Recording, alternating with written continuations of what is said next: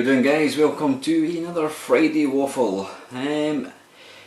Firstly, apologies about the complete lack of videos this week, apart from, what was the one I done? Apart from the Guy Liddon one, but I think that went out on Sunday night, early Monday morning. It's not been through a lack of trying, because I actually, believe it or not, I actually put together not an arcade perfect, I actually put together, that was the year that was, I recorded it on, what day is this? It's Friday. I recorded it on Wednesday night. I stayed up to about 12:30 at night recording it. There were about 35 to 40 games in it. I uploaded them all, and then before I went to work in the morning I thought I'll piece together them all, join them all up, and then upload it onto YouTube. When I started looking at them, I realised that the software that I'd been using was basically zooming right in on the screen, which basically meant you couldn't see the bottom part of the screen. So it was a complete and utter waste of time.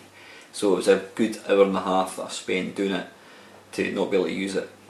I did start to record it last night, some more again, but it was getting too late and I never got it finished.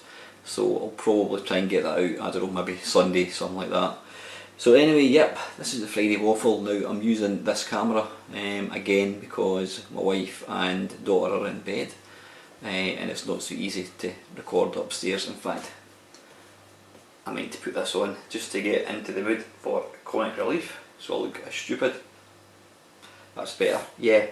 So anyway, the Friday Waffle, what have I got to talk to you about? I've not got a hell of a lot. I've not been doing much gaming. You know what? That's going to annoy the tits off me. So sorry. That's it's coming off. Yeah. What have I been doing? I've just been really busy. Busy doing other stuff. It's called real life and family commitments and what have you. Been working quite late. So gaming wise, I've not been playing much at all, if anything. No, I can't even think of any games I've been playing. Nope, this is definitely turning into a non-retro channel, it seems. Anyway, listen, I've got, well in fact I'll tell you what, before I start the questions, I've got a couple of pickups that I made. There's a retro Facebook page where basically you can buy and sell any retro tat. Now I've been selling quite a bit of stuff on this site, and it's been excellent because you're not going to pay any fees or that kind of stuff. Now I actually bought a couple of things. The first one being, now this, wee bit disappointing, I bought this thing and it turns out that it didn't come with a wire that connects it to the TV, which is a bit pointless. Now as you'll see in a second, it's not a standard RF cable, so I can just butcher it. It's a specific kind of proprietary, is that the right word to use? Yeah, thing. Anyway, this machine that I'm going to show you, it's pretty shit, but you know what, and we were talking about it a few weeks ago, it's a nostalgia thing for me. It was the first computer I ever owned. It was the first computer my mum and dad, when I say first computer they bought me, it was the only computer they bought me. I wanted a Commodore 64, which I knew I wasn't going to get, so I already settled for a 48K Spectrum. Mum and dad went away to Comet, I think it was, to buy a computer, and they came back with this thing. Yep, don't know if you can see that, it's the Texas T1994A. Now this one, apparently, it's not apparently, it is, because I've got the power pack, it's actually the US model, which the guy says is a slightly better version. Why, I have no idea. Now it's got quite a nice keyboard. Always thought it looks like a really nice computer compared to the cheapo Commodore 64 or indeed the Spectrum. This looked at the sort of dog's bollocks, shiny aluminium, you know, looks really nice. The biggest problem with this machine is it's pretty shit. And it's pretty bogging looking as well, so I think I'm going to have to give it a wee bit TLC. Now the annoying thing is, it didn't come with any RF cable thing. Now I'm guessing it's that type of connection that I'm looking for. It's also got a wee bash in the front as well, which is a bit disappointing, but anyway, you know, you're buying second hand. So yeah, I'm going to have to give this a bit of a clean. But yeah, that was the first computer I ever owned. So yeah, I've got that. And the second thing that I bought, I saw it and I couldn't resist it. It's something I'll probably not make use of because I've got this SD adapter thing that I use for all my games. But it's this, I couldn't resist it. Now this has got a lot of fond memories for me and most people. It's Elite on the Commodore 64. Now I did actually have the disc version, so let's have a wee look and see what you get. You've got a nice box. You have got the Space Trader's Manual. Now I've never actually opened this yet since I got it, and it's in pretty damn good condition. It's probably like most people, we never actually read this book. So that is the actual. So wait a wee minute, I'm just thinking, is that that's the manual? Ah, here we go, ding dang do, yep. So you've got the manual, you've got the quick control guide, like so, yep, got that. You've also got, you've got the dark wheel. Now, was this the guy, did he die recently? Something is niggling me that the guy, Robert Holdstock, died. I might be talking pish. Maybe he didn't die, maybe he's been awarded an OB or something, I don't know. I've never actually read this book. Never read it, I should probably make a point of reading it. So yeah, really good condition. In fact, it's not really good condition, it's excellent condition.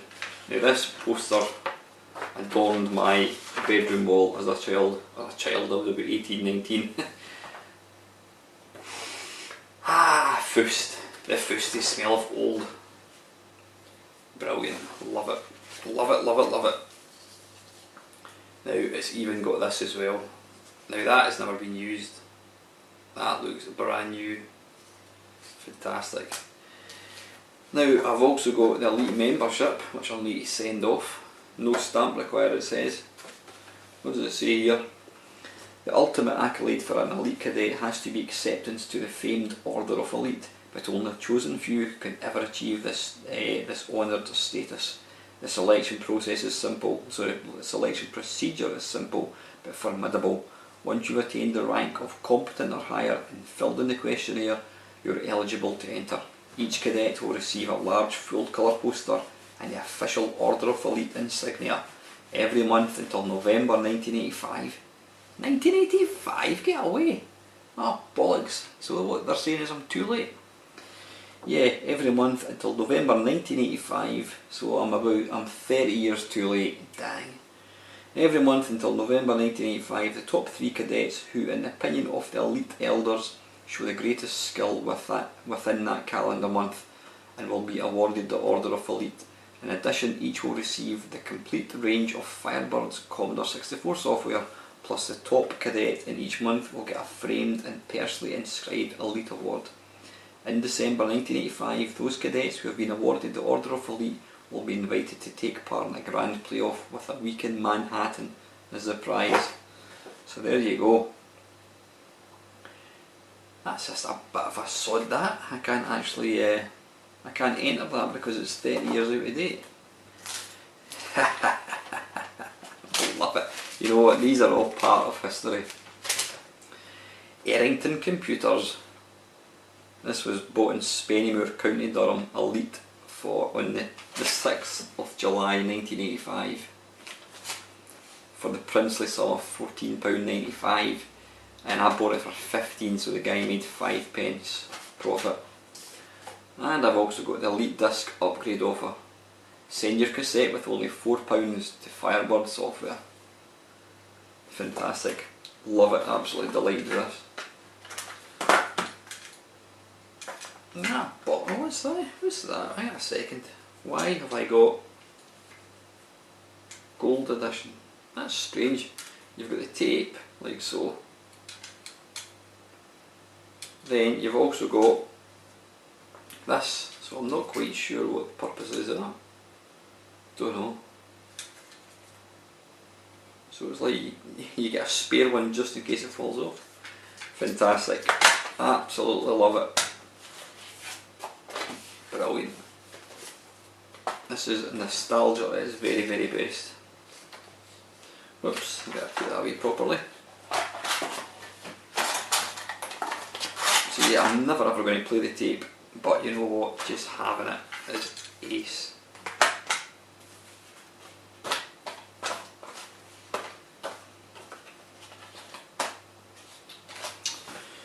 Right, I'll need to see if I can put my poster up in my games room, just for the ultimate nostalgia rush.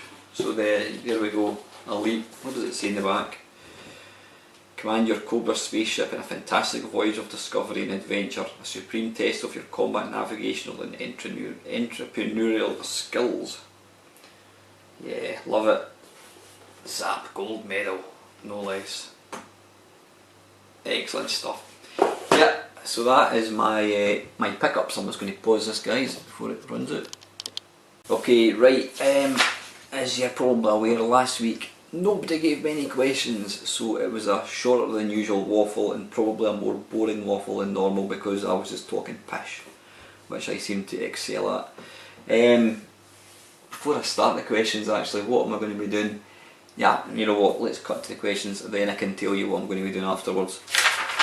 Right, the ever-present and reliable Mr. Williamson, thank you very much, sir. He's asking a few questions, some of which aren't game related, so if you don't want to listen to these, just fast forward to the good bits, if there's any. Jamie's asking, will your job always be so busy, or will it settle down and give you more free time? Now, to be honest, yeah, to be honest, what was I going to say? I just had a wee ping. I've got a message on Facebook. Yep. When you, what am I talking about? Job wise, the job isn't taking up any more of my time. Well, let me think about this. The job I had before, I used to work from home, but I didn't have to interface. I didn't have to interface with like the client or anything. I basically interfaced with my line manager, and that was it.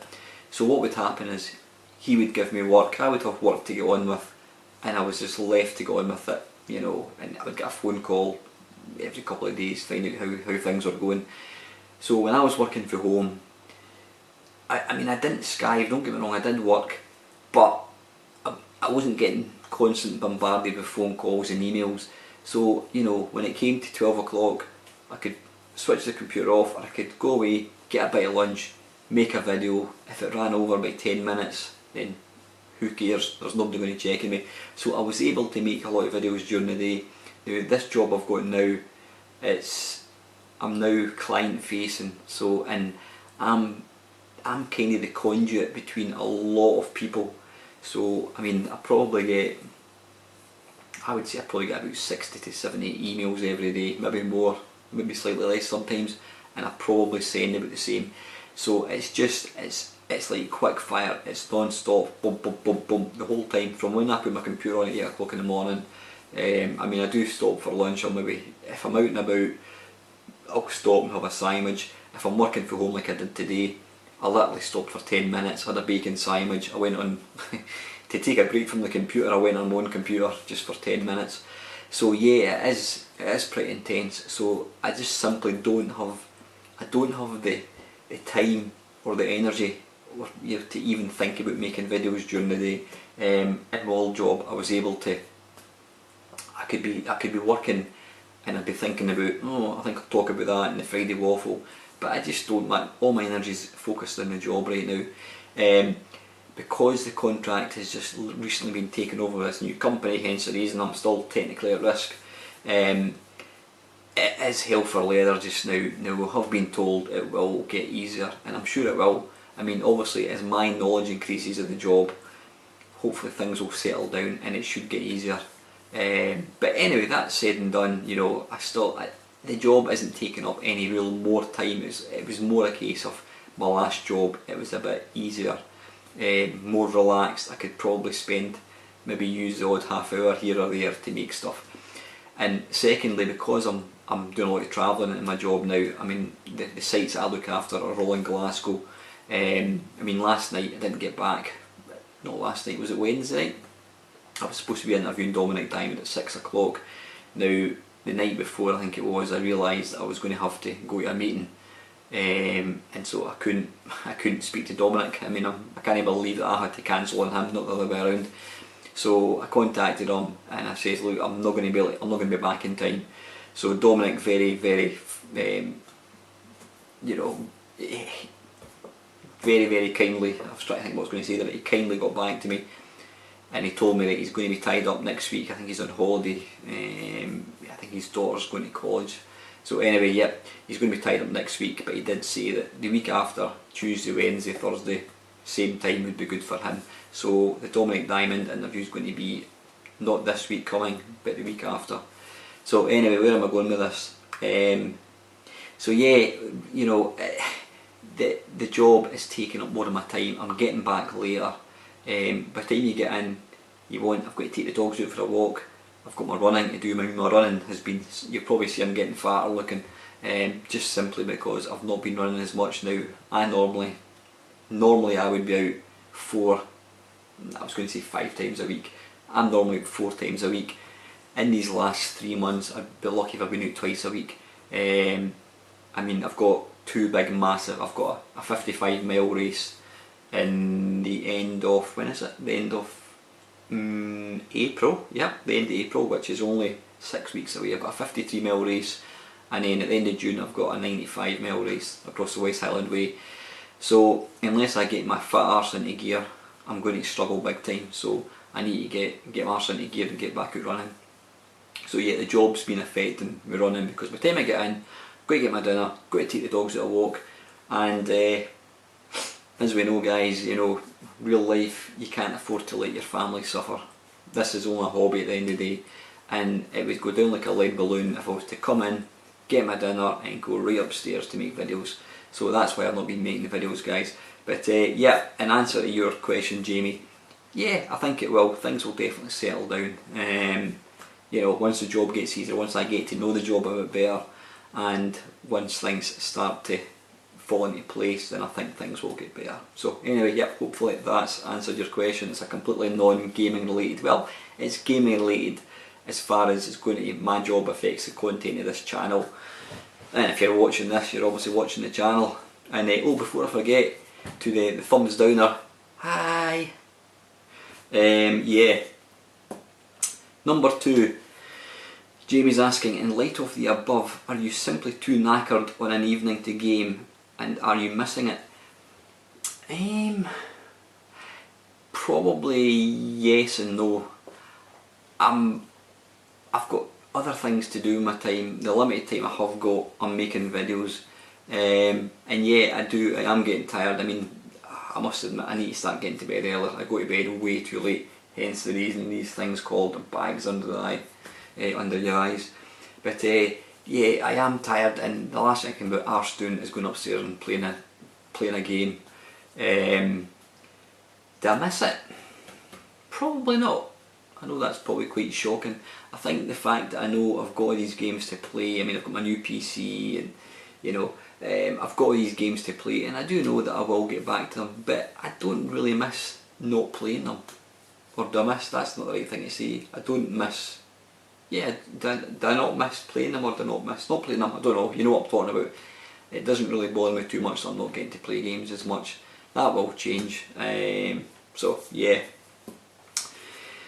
Jamie is also saying here, number 3, I love the Paul E. Moz interview and can't wait for the others. It's great that this is proving so popular, but where is my bloody royalty check? When I get money, Jamie, you'll get some, so don't worry about that. Number 4, when you get back to retro gaming for fun, rather than to make a video, what system game will be your first port of call? When you get back to retro gaming for fun, rather than make a video, what system game will be your first port of call? You know what, I don't have a favourite system I use for gaming. I mean, I've got this new PC, and that's a bit of a novelty with me at the moment. I mean, you know, some of the graphics look absolutely awesome. But when I get a chance to start gaming again, I've got a shitload of games. I mean, I've got, what have I got?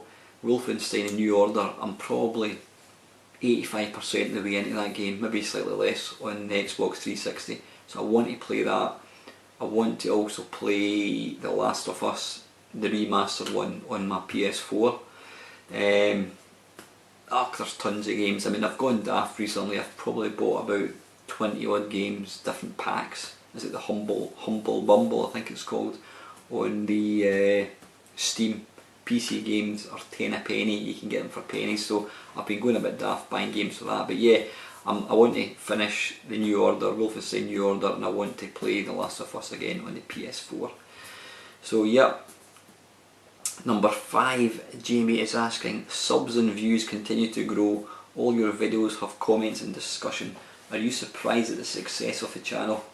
Is it more than you could hope for? Are you hoping to expand the channel's reach even further? Well, firstly, thanks for that, Jamie. As I keep maintaining, it's not just about me. Yeah, I'm the face of the channel, but ultimately you guys play a massive part, because without you guys this thing wouldn't exist. This would just be a fat old Scottish bloke looking at a camera and talking pish. But you guys make me realise there's another side to this. There is a side to it. I mean, I'm looking at a camera right now and that's as far as my interaction goes. But when I see comments from you guys, it makes you realise that there is people watching this, and there is real people at the other end of the internet. I'm kind of waffling a wee bit with that one. What are you saying here? Are you surprised at the success? What term success? I don't know what success is. I wouldn't say I'm surprised. I mean, I hope you don't think I'm being arrogant, but I do put a hell of a lot of work into trying to make these videos entertaining. It does take up a lot of time. Anybody that's got a YouTube channel will testify. It takes a lot of effort to put these things out, and so yeah, I don't think it's any more than I deserve, if that sounds a really arsey thing to say. I mean, I've been doing it now for over a year, and it's taken a while. I mean, I don't know what I'm up to, 282 I think it went up by another one today, 282 subscribers. Now, you know, when I think back to when I got a shout out from Steve Benway, I don't know, maybe 8 months ago, I was on 70 subscribers, and here I am, I'm now 200 more than that. That's a lot of people. You put 281 people into a cinema, that's a lot of people. In comparison to some, I mean, my daughter I'll always say to my daughter, oh, guess what, I got another 2 subscribers, and she'll say, how many have you got now, Dad? And I'll say 265, and she'll just look at me and roll her eyes, and I'll say, is that rubbish? And she'll tell me that PewDiePie has got 30 million. I'll think, well, yeah, okay, I suppose it is crap. But yeah, to answer your question, are you surprised at the success of the channel? I wouldn't say I'm surprised. I mean, I'm delighted with how popular it is. I wouldn't say it's successful, but I'm delighted at how popular it's proven. You know, it does take a lot of hard work to put the things out there, but getting the feedback for you guys obviously enjoy it. God knows why. But you know, I'm kind of jesting. It's good fun. There's a lot of good banter, and some of the ideas that I come up with are ideas that you guys have given me, and like I said, I always appreciate the support that you guys give me, giving me good ideas for stuff. I mean, the Arcade Perfect My Arse, it's still ticking along. I'll keep putting that in once a fortnight. Certain people seem to like it. The old serial Downthurmer, he doesn't seem to like it, but then he doesn't seem to like any videos now. Anyway, I shouldn't be mentioning you, mate, but that was the one that I attempted to make this week. I can count in one hand the number of games that I actually like now, so the games are getting, in my mind, getting worse. We're up to 1991, so that's only got probably another 2 or 3 weeks, maybe 3 or 4 maybe tops weeks left to run. Then I'll need to come up with something else. I've not been making many 10-minute mashups, but that's still going to be something that's done, because I like to show unknown games. I mean, Polymoz kindly gave me links to various games, so I enjoy that aspect of it. That gives me a sort of an excuse to game, and it gives me it lets me share some games with you guys that you may not have seen before. The Blimey, it's only, yeah, that's been quite popular. I mean, I've done 2 interviews now, interviewing Paul, you know, fantastic. I could have talked to Paul, but I mean, we had to really hem it in to get it under 2 hours. Gary Liddon, well, you know, top bloke, really good fun. Again, I was conscious. I mean, Gary said to me, I says, right guys, how long have you got? He went, about an hour. I says, right, we'll make sure we keep it under an hour. Well, I think it rolled to an hour and a half, and that was me sort of saying, right Gary, just give one word answers to these questions, because I was conscious. I don't want, the last thing I want is somebody saying, right, I'm going to have to knock on the head, because I'm conscious I'm taking up other people's time. But it's so easy just to keep talking and talking and talking. You could talk forever about these things. So yep, and I've got my good friend Jamie, Juno 6, he's going to be on this Sunday. Looking forward to speaking to Jamie. Please get more questions down for him. I know you probably don't know Jamie, but you know that he's a 2600 programmer, and he's also a rather damned fine musician, an Atari musician, or not an Atari musician, he's a musician, you know, making chip music and that kind of stuff. So get your questions down please for Jamie on Sunday. But yeah, it's quite exciting when I think of different people who I could be getting. I mean, I've spoke to Stuart Campbell via email, and he told me due to politics, literally the politics, there's going to be an election coming up. He's not got any time to do it, but he reckons after the end of April he's going to be available. So I'm looking forward to that. There's various other people. I'm going to get a hold of Jeff Minter if I can, because apparently he's excellent at doing these kind of question answer things. There's loads of people. I mean, I've got Gary Penn. In fact, one thing that's excellent, there's a website, if you're a C64 man, there's a website called Lemon64. It's not what you're thinking. Yep, it's Lemon64. It's a fantastic Commodore 64 site. I think they've also got Amiga 64 as well, or Lemon Amiga, whatever it is, I don't know. But somebody posted the link to my Gary Liddon interview on that, and I think the last time I looked, there was something like almost 300 views for the Gary Liddon interview. So that was amazing, and my subscribers went up by about 9 or 10, I think it was. And it was also, somebody also shared it on the Zap 64 website, whatever it's called. So yeah, I'm really excited about that. That's an excellent thing. This is going to take a while to kind of roll out. I'm never going to do one a week, but what I need to try and do is interview people as and when they can come on. But I'm really excited about that. It's something that's just going to keep rolling on. You know, as my confidence grows interviewing people, I've not got a problem approaching. I mean, yeah, I'm eventually going to approach Rob Hubbard, all these guys. I'll even try and get a hold of Eugene Jarvis. Why not? If you don't ask, you don't get. So yeah, I'm going to be looking to get anybody and everybody who's involved with this fantastic hobby of ours. So I'm going to stop it for a second, guys. Right, okay, that was, so what's Jamie saying here? He surprised with the success of the channel. Well, not really, but I'm delighted with how it's going. I think it's going really well.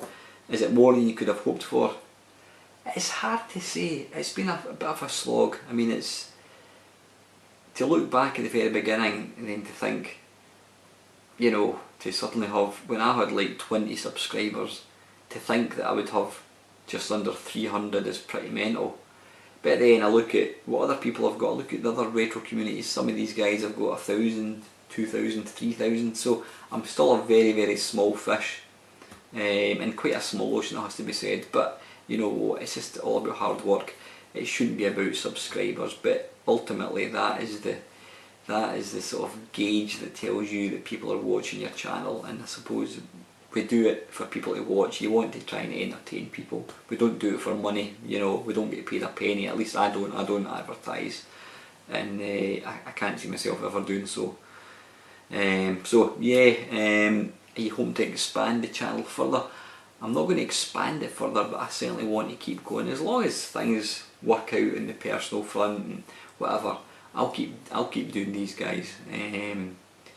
You know, I don't see myself ever being a big channel. I mean, I think, considering I'm one of the smallest, I seem to be kind of, when you say getting noticed, I mean, I think I mentioned the guys from Dean Swaney, who's he's one of the big cheeses on the Retro Fusion. Dean's actually approached me to appear in one of their channels now. I'm a regular listener to the Retro Asylum podcast. If you've never listened to them, go into iTunes, type in Retro Asylum. Absolutely fantastic. I mean, these are the guys that inspired us, our little local retro PC club, to start making podcasts. But these guys, they know their stuff, they're hugely entertaining, they're really excellent guys.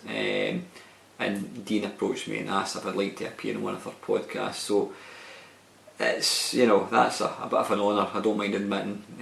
I'm really looking forward to speaking to these guys. I'm sure it'll be a bit of a laugh. So yeah, it's people seem to like what I'm doing, so as long as that keeps continuing, I'm going to keep making videos. So yeah, that's the last of Jamie's questions.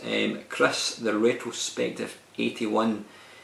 Question for next week, Alan. Hopefully this is an interesting one. What are your top 5 arcade games, most played games on MAME, and why?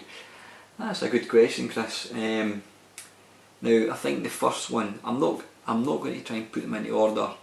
I'm just going to think of 5 of my favourite games. Whether they're the top 5, I don't know. Without a doubt, Robotron 2084. I've mentioned this game multiple times. It's the essence of video gaming as far as I'm concerned. It's just you against the machine. The controls are so intuitive, easy to use. There we go. Yeah, the controls. One moves, one fires. You know, you can't blame the joysticks or anything. The graphics are minimal, but they glow. They're against a black background, so you get the sort of like the screen burn. You get the glowiness coming off the visuals. The sound is, we're talking about Gary Liddon and I were talking about the sound in Williams games. It's just the best video game sounds ever. Absolutely fantastic. But it's such a simple game to play, but it's devilishly difficult. And once you get into it, if you play it long enough, you start to forget that you're actually playing a game, and you become at one with the game. I know it sounds all hippie and whatever, but you become at one with the game and you get into the zone, and once that clicks, it's an amazing game. You're just part of it. You can feel the pounding in your heart as you're playing the game. It's an awesome game. I absolutely love it to bits. That's Robotron 2084. Arcade game, so the most played games, Terra Cresta by, I can't even remember, is it Nichibutsu? I can't remember. I think it is Nichibutsu. Terra Cresta, it's a vertically scrolling shoot 'em up. You pick up power-ups, your ship kind of builds itself. You've got dinosaurs that you can shoot, you've got spaceships that you can shoot. It's got a cracking soundtrack as well. What do I like about it? I don't know. I never got to play it in arcades. I would love to have an arcade version of it. Never got to play it in arcades. The first time I got to play Terra Cresta and even knew about it was when who brought it out? What I can remember was Steve Wahid. He was a programmer on the C64 version. Was it Ocean that brought it out? It may well have been under the Imagine label. I can't remember exactly. But yeah, I played it on the C64, and then when I got MAME, I got Terra Cresta, and I just love it. The music, the graphics, the fact that you can build your ship up. I think the fact that you can build your ship up, and then if you've got maybe 2 or 3 extra bits on and you take a hit, you just kind of go down. It downgrades you by 1. So it kind of means that as long as you've got a sort of an upgrade in the ship, you can keep the game going, sort of thing. So it's probably quite easy, which is probably part of the reason I like it, because I'm not very good at playing games. But I love Terra Cresta. 1942 even, I beg your pardon, wash your mouth out with soap, youngster. 1942, I love the simplicity of it. I'm a horizontal shooter fan at heart. Love these games. It's just you against the machine. I don't like the energy bar side of things that you get on like later versions like 1941. I prefer the you get clipped with a bullet, bang, lose a life, lose 3 lives, game over. 1941, it's a simple, you know exactly what you've got to do. You've got to shoot aeroplanes and don't get hit. That is basically it. And again, it's probably one of the easier shoot 'em ups. And again, there's a bit of nostalgia attached to that one, because we used to play it when we used to play squash. There was me and my 2 mates. 2 of us we were playing squash. The guy that wasn't playing squash was playing 1942, and then when one came off, whoever came off would take over the game in 1942. So we could usually play 1942 pretty much for the whole hour that we were playing squash. But I love it. I love the simplicity of it. It's just an awesome game. I like the fact that you get the wee power up as well, kind of thing. So brilliant game. Donkey Kong, awesome game. Never really didn't really like Donkey Kong until I started watching The King of Kong, and you get to see that for what looks on the outside a very, very simple game, it looks just like run up ladders, you know, get to the top, move on. When you watch these guys, these expert guys, your Steve Wiebe, Billy Mitchell, playing these games, you realise that there's a lot of little intricate moves you can do. You know, you can move the joystick, shake it, you know, one way and then back very quickly. That will actually affect how the barrels fall. It's just, you know, you can jump off the screen and bounce off the sort of invisible wall and come back on. There's just so many wee bits to it, but I just love the game. To me, it is like the ultimate video game. It's fun. It doesn't take itself too seriously. It's all about high score. Love it to bits. And the last one I'm going to go for, I mean there's loads of games I could pick, but the last one I'm going to go for is Rolling Thunder. I used to play it, but I used to probably enjoy watching my mate playing it more because he was good at it, where I was crap. Used to play it in Bathgate Arcade, which is where Stuart Campbell's from. I think I would imagine Stuart Campbell was probably in the arcade when I was there, but obviously we didn't know each other. Yeah, used to play it at lunchtimes when we went at college, or when we were at college I should say, and at lunchtime we used to go to the arcade, we used to get a bag of chips and go into the arcade. And Rolling Thunder, to me it was the music was and is awesome. It's just got this, well, you know the music, I'm not even going to attempt to sing it. It's just got this absolutely awesome beat to it. I remember thinking the graphics were crap, like the guy's tall and lanky, this looks ridiculous, but the playability of the game, the music, it all comes together, it gels together and gives you this perfect arcade experience. Arcade games are all about suspending belief, letting you take part in a sort of different world for a short time, and that's the feeling I get when I play Rolling Thunder. So yeah, great question Chris, thank you for that, and I hope I've answered it okay. I'm going to pause it one more second guys. Right, second and last question, down the rabbit hole. Hello again sir, and thank you for your continued support. Hi Alan, thanks for reading my question last week, so I'll ask you another.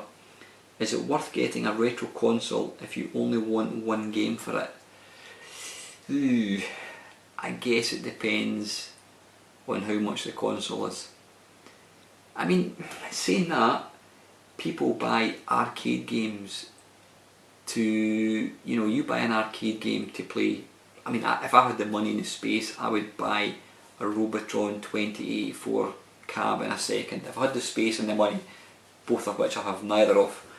But yeah, if money wasn't an object and the space wasn't an object, then I would buy an arcade Robotron 2084. So that's very, very similar to what you're saying. You're buying a machine to play one game. If you like the game enough, and it's the only way to play it, then absolutely, you know, don't go putting yourself into lots of debt to play a game that you can maybe play in emulation. I mean, there's a system that I would love to own, and it's as rare as hen's teeth, and it's extremely expensive, and also it's all in Japanese, so I couldn't play it even if I did have it. and that's the Sharp X68000. It's a fantastic looking machine. It's got ace games that are arcade perfect. I think it ran the CPS version 1 hardware, I think it was. So you get things like Ghouls and Ghosts, Strider, perfect conversions. I would love to own one of these just to be able to play some of the games in it. Would I buy it just to play one game? Probably not. But yeah, if there's a game, like I said, it all depends. If you, say for example, I don't know, World of Sensible Soccer. Now that's been ported to, well, the World of Sensible Soccer came out in the Atari ST as well, which I didn't realise until fairly recently. There was also kind of cut down versions on the consoles, in fact it came out for the PC, it was ported to the SNES, or at least Sensible Soccer was, Mega Drive, but to me the only version, it was also ported onto the Xbox 360, the only version worth playing and the version that I love to bits is on the Commodore Amiga. Now I love that game and I still do love it. So if you wanted to play World of Sensible Soccer, then yeah, by all means you go and buy a Commodore Amiga, because that's the only way to play it. It depends how much you like the game. Is it available elsewhere on another platform? Is it going to play the same? If you love it enough, if it's if you love the game enough and it's money is not an option, you're not going to go spending £10,000. But if you can pick up a machine for £100, then yeah, absolutely, I don't see any reason why you shouldn't go and buy a particular console just to play one game. If you think you're going to play the game and you can afford it, then why the hell not? I have been considering buying a Sega Saturn, but I only wanted to play Final Fight Revenge in it, and I'll be questioning my wisdom. First of all, Final Fight Revenge is a bad game. Well, we've all got our crosses to bear. Secondly, it's a Japanese import, so I would need I'd need either a Japanese Saturn or a modded Saturn to play it. Well, yeah, I mean you can get them modded, but obviously it's going to cost a bit of money. Thirdly, Final Fight Revenge was a rare title, so it costs a lot to buy. Fourthly, it's a game that needs a 4 meg expansion pack. Well, yeah, there's quite a lot of things there. You're going to have to get a Japanese machine, you're going to have to get the expansion pack, and then you're going to have to actually buy the game, so it's going to cost a fair bit of money. Again, if it's going to cost £200-300, if you're going to play the game, then why not? As I maintain to anybody who ever criticises anything I buy, anything that you buy that you're going to use isn't a waste of money. I bought my iPhone 6, yes, a shitload of money, but you know what, I use it, I love it, I don't see it as a problem. We've all bought stuff. I've bought computer games for 40 quid and I never use it, and it's a bloody waste of money. So yeah, if you're going to use something, then it's not a waste of money. So what are you saying here? So I'm looking at a lot of bother and expense just to play one game. I would just use an emulator, except the Saturn was notorious for being difficult to emulate, so I'm a bit stuck. What's your advice? Well, again, I would look at what it's going to cost you. How easy is it going to be to acquire all of what you're going to need to play this game? Are you going to play it? If that answer is yes and you can afford it, then go and get yourself that Saturn. I think the emulation for the Saturn is getting better.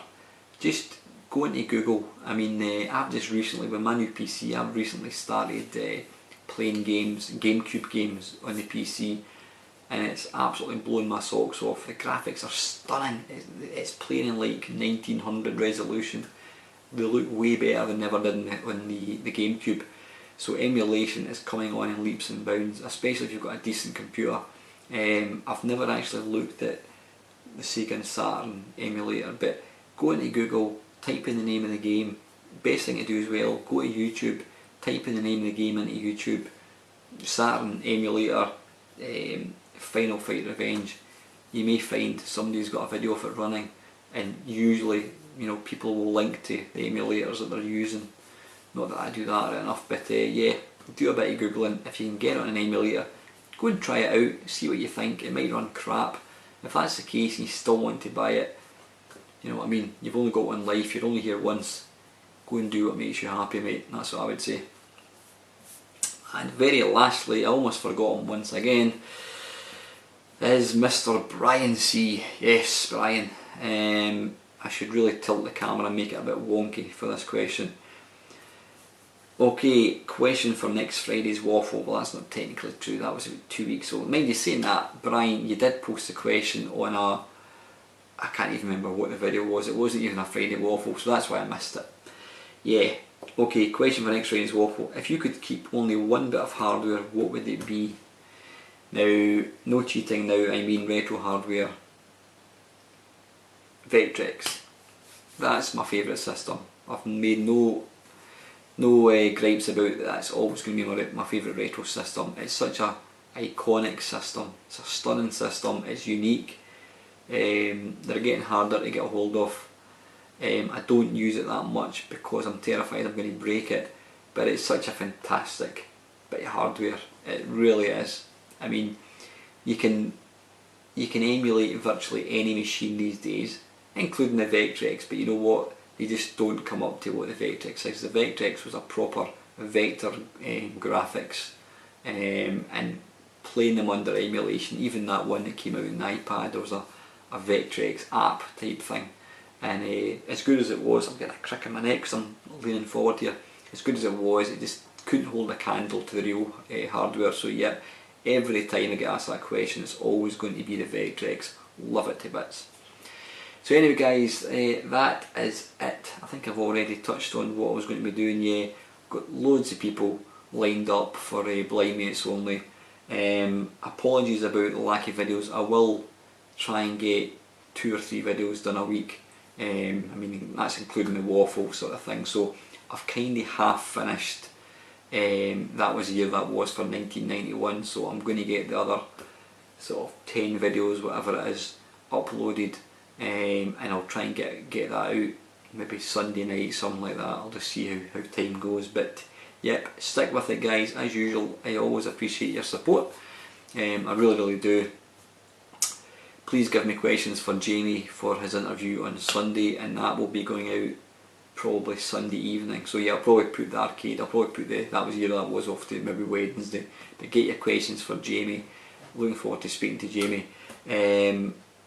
Thank you for your support as always. Please feel free to like, comment and subscribe. You've probably noticed I've also got a Facebook page called Mamemeister.